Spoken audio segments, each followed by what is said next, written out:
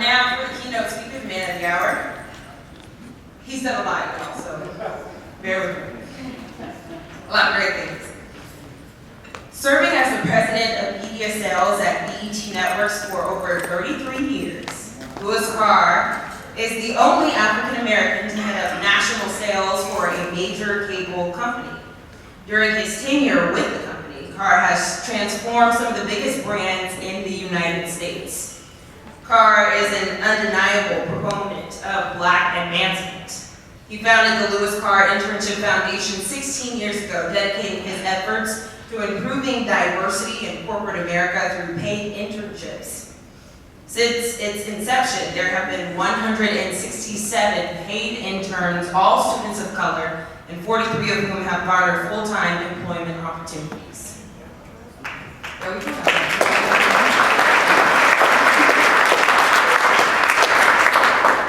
Carr has authored 2 books, 30 Little Secrets and Little Black Book, Daily Motivations for Business and Personal Growth, where he openly lays out his own roadmap to greatness, covering much needed topics like leadership, culture, strategy, vision, success, and diversity.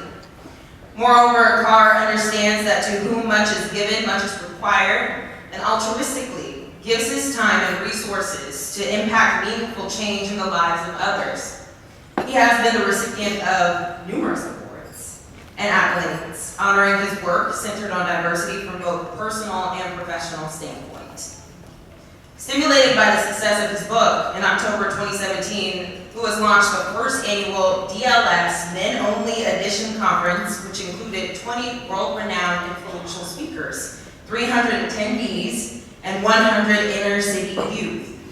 This Chicago event focused on 4 pillars: money, health, careers, and fashion. Renamed as the Blueprint Men's Summit, in October 2019, the 3rd annual conference will also take place in Chicago.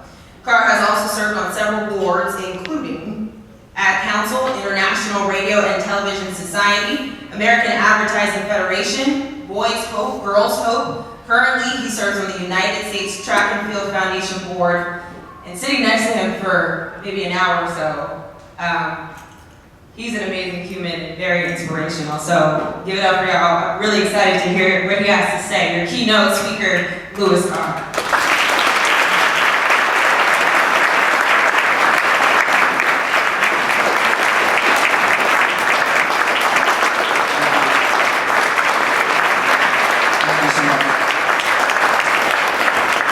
Thank you for that introduction. This has been an extremely emotional day for me. This is only my 2nd time back at Drake since I left in 1978.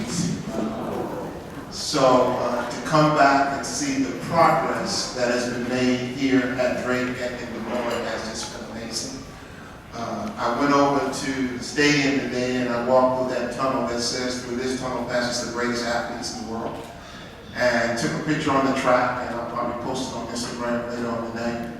But it has been a very emotional day to come back to a place that has meant so much to me and really had such an impact on my life. The 4 years I spent here were just amazing. As I always tell people, some of the best 4 years of my entire life. I had a ball. I had a real ball here. So I want to thank the committee for inviting me here, and I want to thank a special person that has played a major part in my life. A about 5 years ago, I started on a journey to pay back a debt that can never be paid. You said, why can't it be paid? Because it's just too high. And that debt is to the people who saw something in me before I saw it in myself. And the people who believed in me before I believed in myself. That is what the emphasis was for me to write the book. Because people look at me now and they say, oh, you're just so smart, you're just so successful, oh my goodness. But they don't know that it was a group of individuals that helped me along the way. So before I start, I want to tell a special story that I've never told publicly. I've told it privately, but I have never told publicly. It happened over 40 years ago. On March 24th, 1974, my high school team won the Indoor City Championship, Banquet in Chicago. On the road to that championship, I anchored the 4x4 mile relay, and we broke the national indoor world record. Instantly, I became an All-American. I was ranked as one of the top 3 quarter-milers in the country for high school. Within 24 hours, I ran at Oak Park, River Forest, and I tore my hamstring in half. And I was told by doctors you will probably never walk again without a limp. One night, on top of the world, the next night at the bottom. To be told you will never walk again without a limp. So, being the leader that I was, I continued to go to practice every day. And 2 months later, I experienced my first personal miracle. We go to the state championship in Charleston, Illinois, and it's about 102 degrees. And my coach said, we've made a decision that if you don't try to run, we're going to go home. We had a huge team. We had over 100 and some people on this team. They could have easily have won it without me. I cried. Like, why would you embarrass me like that? I was the #1 guy in this state. #3 in the country. Why are you going to make me limp out there and embarrass myself? He said, I don't think that's what happened.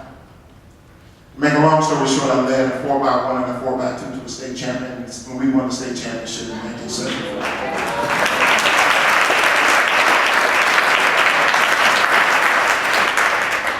Prior to me being injured, I had received scholarship offers from University of Indiana, University of Kansas, University of Illinois, University of Villanova, UCLA, USC, and they all were gone. I had no place to go to school. And because it was not a big deal to me, because I had not planned to go to college until I ended up being an All-American, I applied to where most of successful African Americans at that particular time, UPS, Chicago Transit Authority, and the post office. No big deal. August 2nd, 1974, the second miracle happened in my life. I was summoned home by my mother, and when I walked into my living room, there was a white guy in the living room, and he said, my name is Ed Earhart, coach at Drake University. He said, do you know a guy by the name of Phil Ferguson? I said, yes, I do. He said, he came to my office a week ago and asked me if I had a scholarship left, because he had a friend that was an All-American that did not have a school. He said, I happen to have one, but I must have been living in a cave because I've never heard of you. He said, I just left the Chicago Tribune and the Chicago Sun-Times, and I asked about you. And both of the sports writers said, if you're going to take a chance on anybody, take a chance on that guy. The rest is history. A week later, I came to Drake University and started my academic career here, and everything else is history. So publicly, I want to say to Phil Ferguson, thank you so much for being one of those people who saw something in me before I saw it in myself. Thank you so much for believing in me before I believed in myself. Thank you.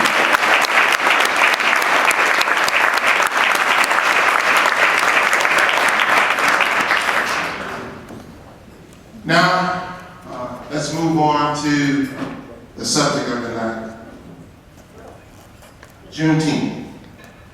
So when I thought about what I was going to talk about, I said maybe I should show them that not only was I a good athlete, I was good academic. So maybe I should start with, well, was the Emancipation Proclamation in 1865 or 1863?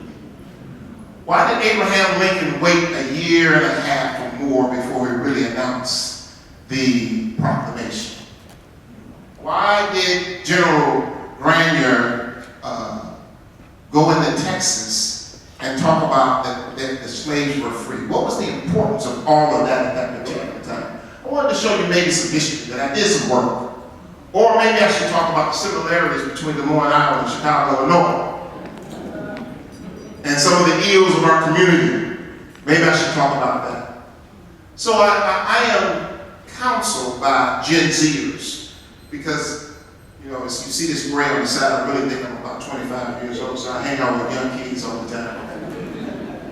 As I was walking around today, and Amir walked and took me over to the track, he saw how excited I got when I saw those, like about 200 young kids on the track and on the field in the summer program. So I asked these Gen Zers, what should I talk about? They said, that's simple. I said, Carl. I said, what is that? She said, talk about what you do best. I said, and what do you think that is? They said, inspire and motivate people who need hope. That's what I'm going to talk about tonight. The Emancipation Proclamation of 2019. I need to ask some questions first. How many of you in here know someone who is depressed? How many of you in here know someone who's on drugs? How many of you know someone who's looking for a better life but they can't figure it out? How many of you know someone who's just basically hopeless? I declare that those people are enslaved. They're enslaved in their mind because they don't have hope. And the reason that they don't have hope is they don't have a vision. They can't see their way out of it. I relate to that because growing up in the hood, I was one of those people. I am amazed every single day that God has blessed me like He has. Because I didn't have vision. I got blessed and ran into vision makers. Do you know what a vision maker is? A vision maker is someone who has this special skill to see something special in you, a talent, a skill set, a need or desire, and able to help you figure out a vision where you can execute that talent, that skill, that need, that desire. Do I have any vision makers in the room? Those of you in education, whether you know it or not, you are vision makers. I always was a kind of kid that started a little trouble in the classroom. So I'll admit that to educators. I always wondered why you cared so much. You got your own bad kids. Why are you caring about me? It was always strange to me. But I realized that you were a vision maker. You see something in young people and you help them develop it and help them develop a path to execute it on. When I came to Drake University and decided I wanted to major in broadcast journalism, my vision was to be in front of the camera. I thought I was a pretty good-looking guy. At that particular time, I had a gap in my teeth, but it didn't seem to stop like that. You know, girls still liked me. I had a gap and everything. So I was very, very, very proud. But Jim Duncan, who I'm sure some of you remember, who was the voice of the Drake Relay, said, "No, that's not for you." I said, "Yes, it is. You just don't know." He said, No, that's not for you. You would do better behind the camera. So we're going to get you an internship at a radio station in sales. I hated it. Oh, I hated it. But he was a vision maker. He knew something long before I knew it. He said, you're a likable guy. People like you.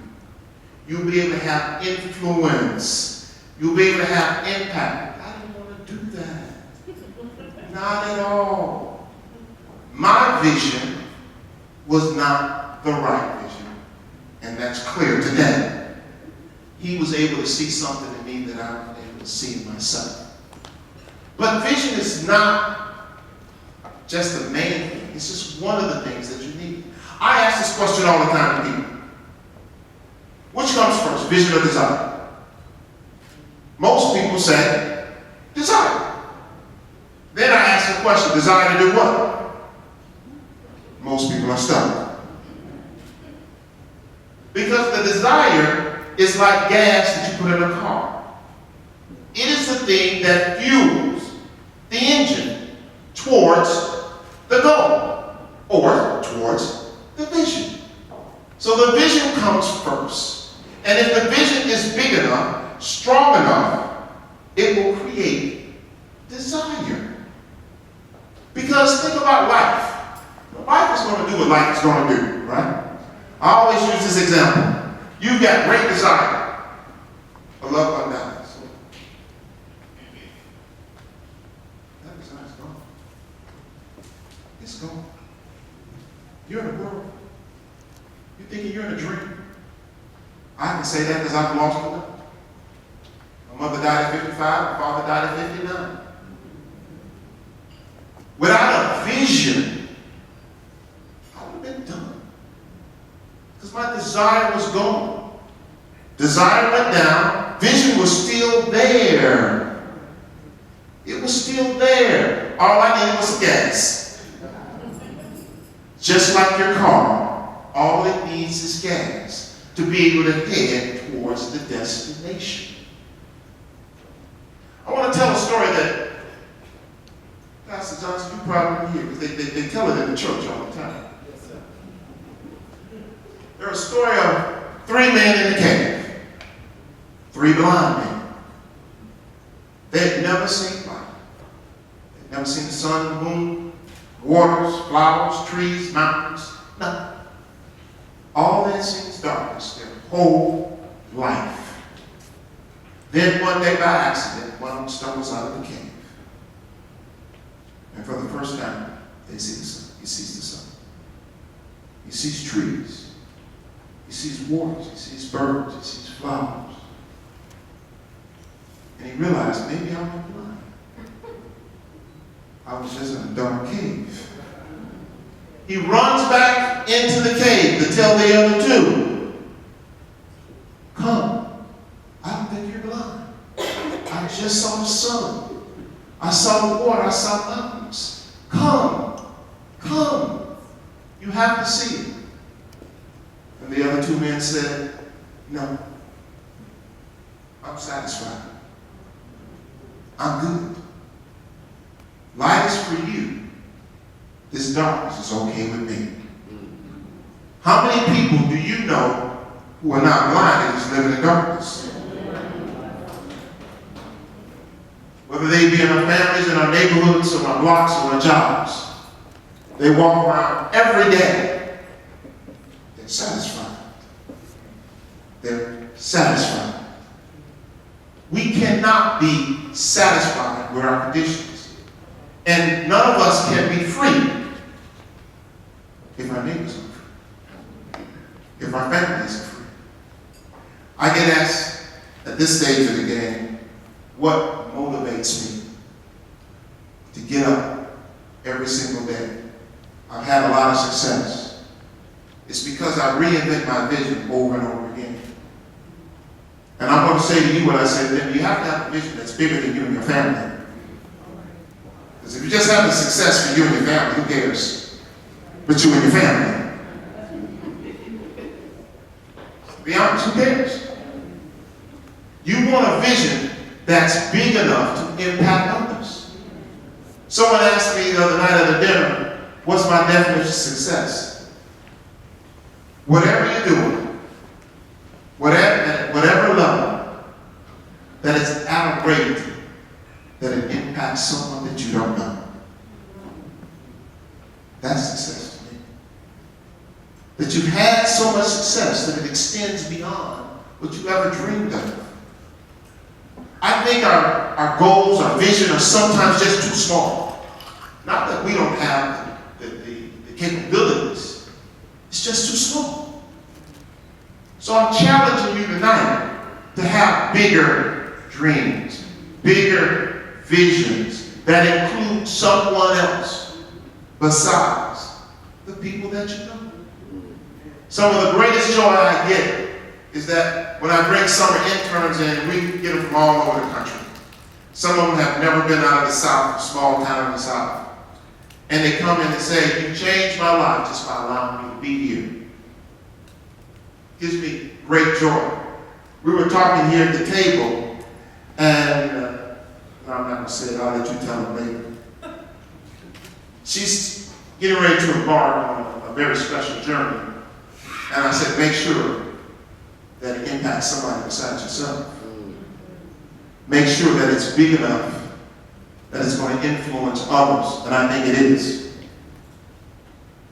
Just think about what we all do every single day. If we did follow the old adage, reach one, teach one, how much better our communities would be, how much better our schools would be, how much better our communities would be if we just follow that old adage, reach one, teach one. There's so many people in my life that help me for one reason or another, and I just really don't know why they help me. I can say it's spiritual, it was God's plan, it was God's favor, it was God's grace. But some people I've never met in my entire life. I was on a plane several years ago, met a guy by the name of Harvey McKay. Harvey McKay wrote the book Swimming with Sharks, which I'm sure you all heard of because it ended up being a movie. Everybody got on the plane, knew him except me, and I was sitting right next to him. They were speaking to him, waving, he was waving back. Finally, when the plane took off, I said, "Who are you?" I said, "Everybody knows you except me, I apologize." And he told me who it was. He pulled out a book, he pulled out another book, he's wrote several books. And after our conversation, he said, "So when are you going to write your book?"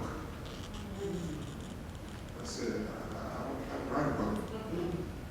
"Chief, that's for you, that ain't for me." He said, "Why are you going to be so stingy? Why are you going to be so selfish?" I said, "What do you mean?" He said, "Every individual walking a plane has their own special journey and their own special story.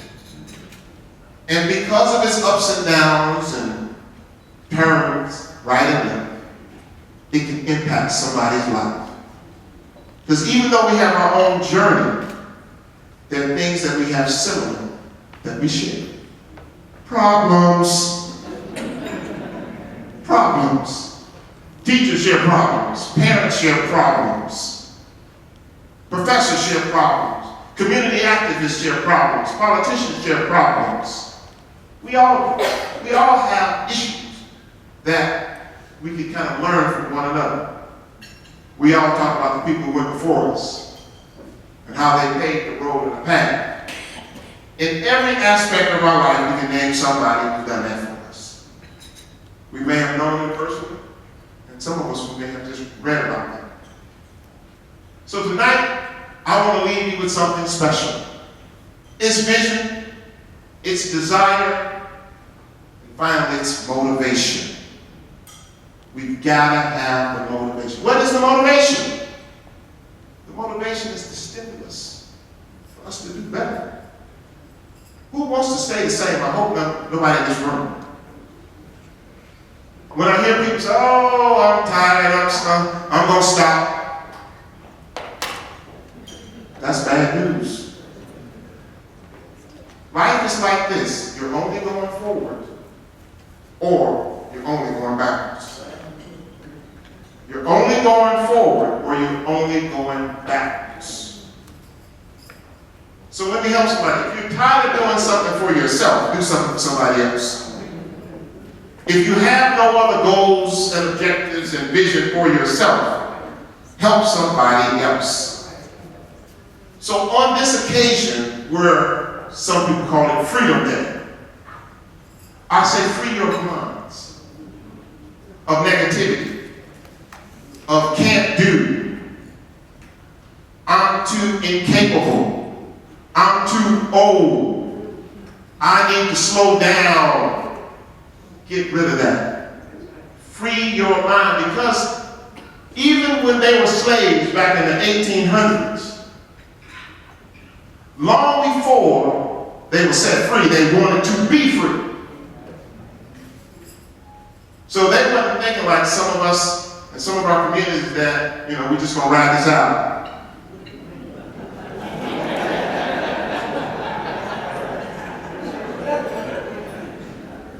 They had a little heat on them, all right? That wasn't possible, that they could just ride it out. So when we see our brothers and sisters depressed, looking for a better life, I challenge you tonight. Help them. You don't have to know them.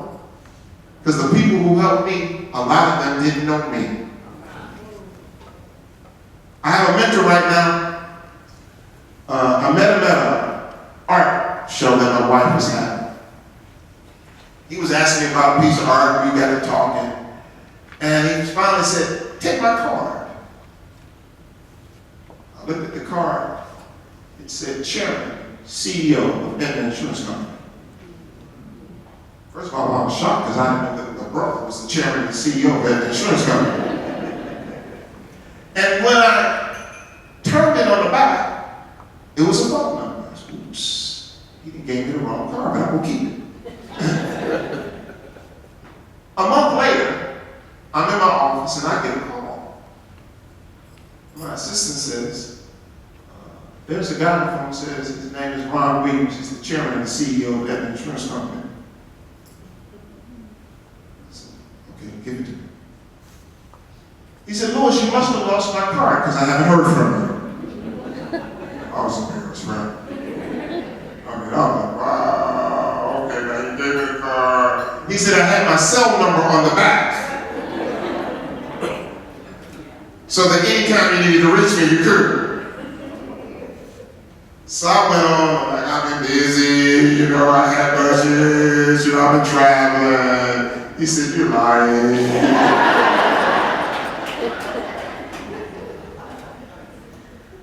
From that moment, we became friends. He became a mentor. A real mentor, a person that says, do this, do that, and call me when it's done. Didn't know him at all. Don't know why this happened. His mentorship has changed my life. Dramatic. It's changed the finances in my life. Dramatic. Now, I don't know why he saw something in me where he wanted to mentor me. I tell young people, they said, how can I get you to be a mentor? I said, you can't.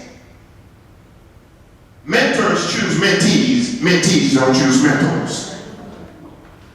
Because they see something that they feel that they can develop. Usually if somebody doesn't want to be a mentor, they might say, I can't do that. I don't see anything that I can work with. Maybe somebody else can. So mentors use mentees. So I tell young people, always be prepared. Be on your best behavior. Do your best because you never know when you may get chose. Please leave here tonight looking for somebody to choose. Don't choose just anybody. I don't want you wasting your time. I used to be on the board of Boys Hope, Girls Hope. We were talking today. And when they asked me to be on that board, Pastor Johnson, I had a problem with the mission. The mission of Boys Hope, Girls Hope says, we work with students who have academic promise and environmental challenges. First thing I thought about myself, did I have academic promise when I was in school? they were saying I had academic promise. I'm not sure. At some points in my academic career, they might have said he has no academic promise. I was telling them today, we were at the alumni house, that trigonometry in my first year grade, it really got me. I mean, it really got me. I had to have all type of help. They had a team of people helping me. They said, we invested in this boy. And back then, you got real scholarships. 4 years guaranteed. Wasn't nothing going away. I wasn't sure. But as I've worked with the organization, oh, it is amazing the type of numbers that they put out. 90% graduate from high school, 90% go on to college, 90% graduate from college. Amazing. Because they've got a great program. And they are passionate about these kids. And the kids, Pastor Johnson was one of those kids. That's how I met him. He called me as a board member when I was on the board, the boys open, girls open, and we talked about several things, and we've kept in contact since then. So I challenge you tonight to leave this place with a different type of attitude and a different responsibility. So I'm going to ask you to repeat after me. I am connecting the dots, as I said, there's going to be the Emancipation Proclamation of 2019. Okay, so I'm going to put these glasses on. And ask you to repeat after me. Whereas the 13th day of June, in the year of our Lord, 2019, we the people of Des Moines, Iowa, proclaim. We will think bigger than ourselves.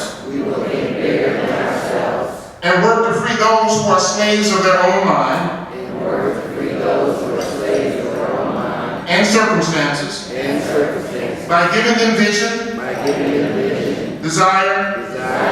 And motivation. For the betterment of our own communities. Thank you very much.